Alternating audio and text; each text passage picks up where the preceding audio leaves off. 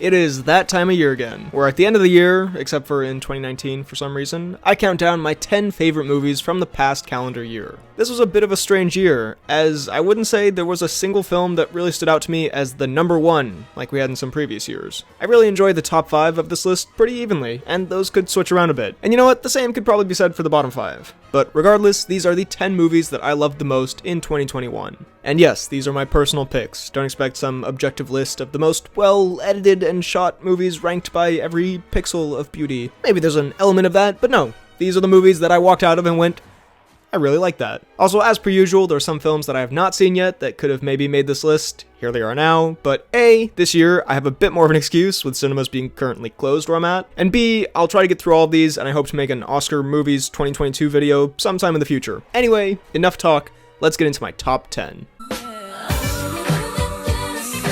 Number 10, Free Guy. I was actually juggling this and Dune back and forth for the number 10 spot. Bit of an odd pairing, I know. And while I know some people might immediately roll their eyes and disregard my list based on me choosing Free Guy over Dune, this is a list of personal preference, and while Dune is great in its own ways, I chose Free Guy because it is easily one of the most fun movie experiences I had all year. I was expecting a fine, but generally kind of lame, predictable comedy, and what I got was a film that was creative, exciting, and honestly laugh-out-loud funny at multiple points, with an added dose of wholesomeness, which, if you know me, you know can definitely elevate a movie for me. Plus, a bunch of charismatic actors and some fun cameos. On the fact that this list is personal preference, one of the most enjoyable films of the year for me has to be on here, and that was Free Guy.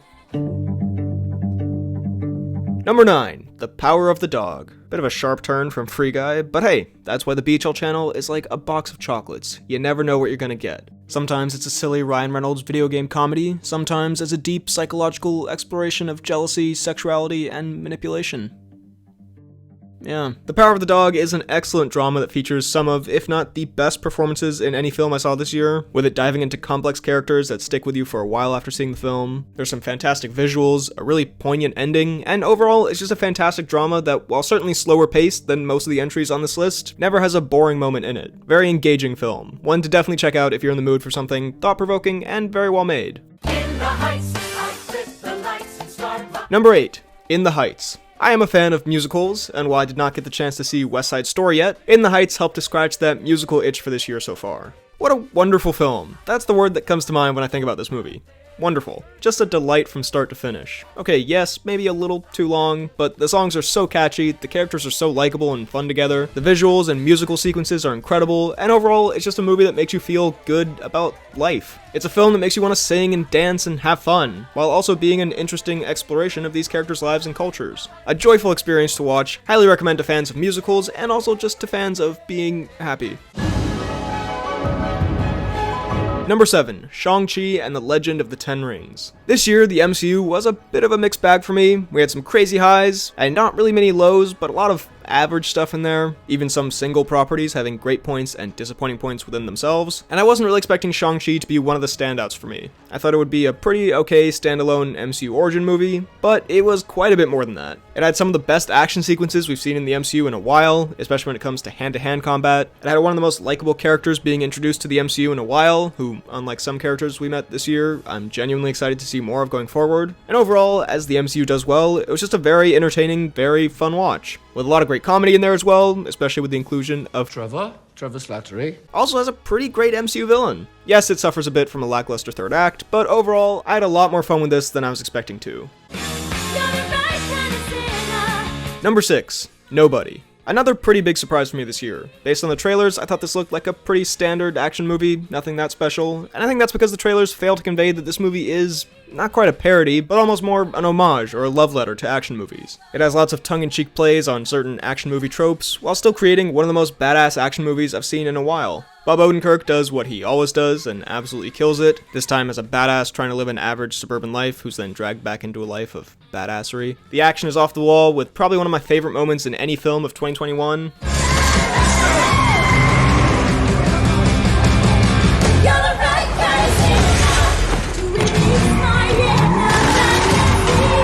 It was one of those moments where you're in the cinema and your heart just kind of skips a beat. Such an awesome action moment. One of the more underrated films from this year. Total blast from start to finish. Funny, exciting, surprisingly stylish. Check it out.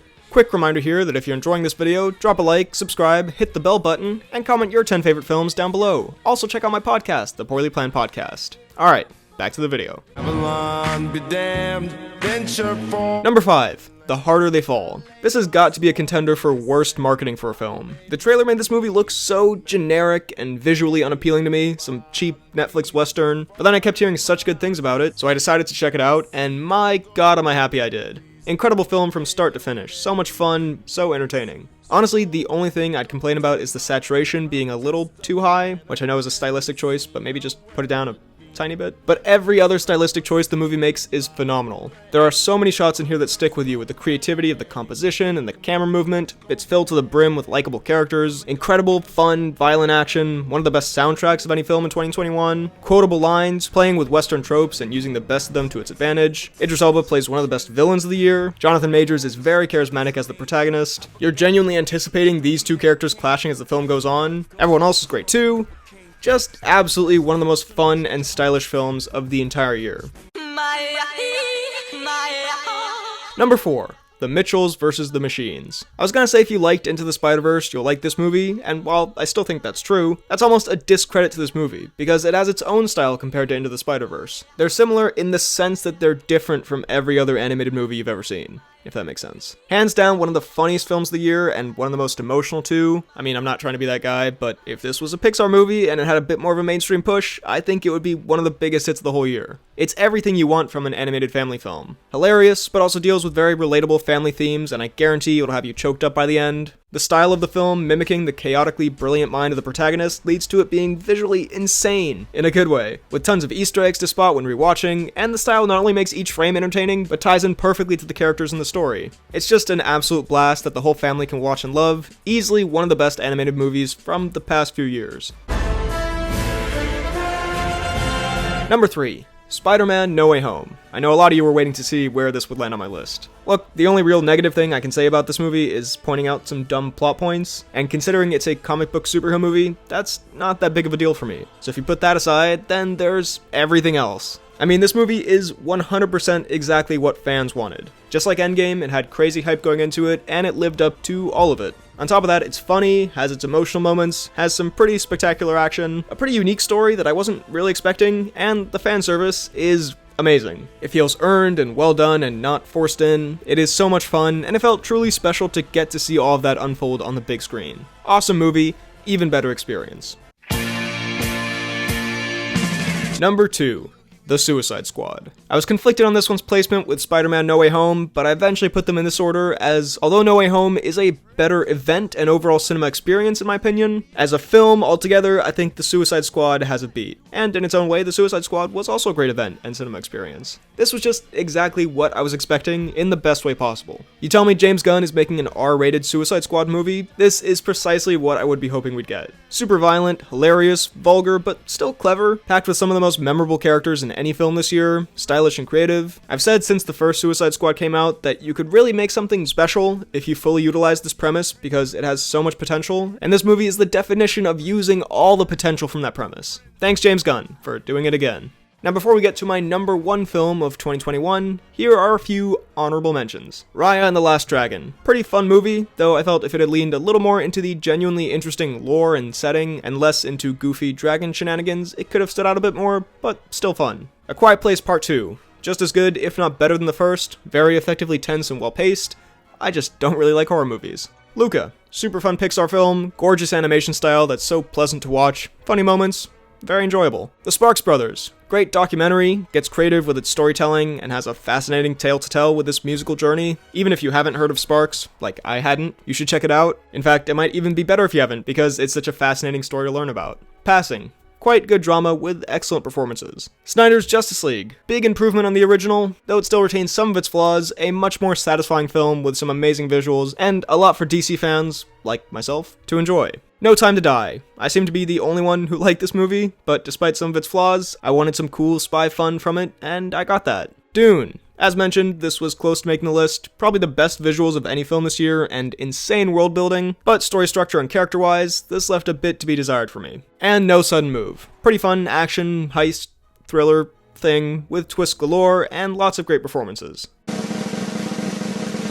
and my number 1 favorite film of 2021 is Last Night in Soho. And no, I did not just pick the Edgar Wright movie by default. Like I said, these top 5 could switch around a bit. It's not like this one is way more incredible than any of the others, but I think it was just the film in 2021 that made me feel the most, and the one that had me the most glued to the screen. I almost missed a class because I was planning on just watching half the movie, but I was so engrossed in the story that I didn't even realize that way more of it had passed, and so I had to run to class. Anyway, bit of a tangent. Look, I like stylized, creative movies, and this one is both super stylized and creative. I'm not even that into horror movies, but this is the kind of horror that I can very much appreciate. While frightening at times, more psychologically disturbing and built on top of a great story. It's not just a bunch of loud noises meant to scare you like an amusement park ride, but the horror is most of the time a byproduct of the great story being told. There are great performances all around, amazing visuals, set design and costumes are on point, very emotionally striking, it makes you feel lots of things throughout, and like I mentioned, it's just a film that truly draws you in. In a year where I've had to watch a lot of movies from home, where there are lots of distractions, you really appreciate a film that, even when you're watching at home, makes it feel like you're watching it in the cinema. I wasn't once tempted to look away from the screen. So yeah,